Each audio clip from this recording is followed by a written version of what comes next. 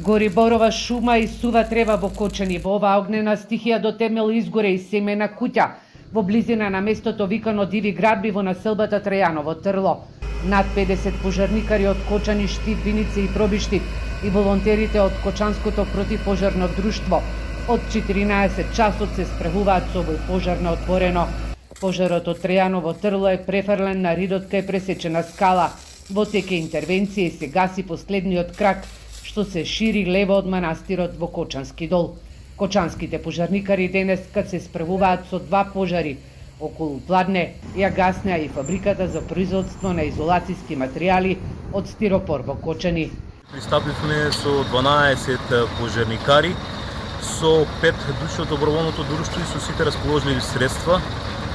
Пристигнавме на терен, значи огненот беше, објектот беше во расплантен оган и за кратко време беше ситуацијата стишен огненот и пожарот беше локализиран.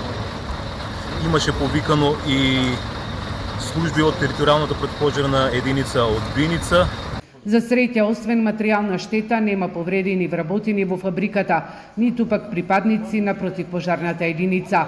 Увид на местото на пожарот направија полициски службеници од ОВР Кочани, кои треба да ги утврдат причините за избунување на огнот.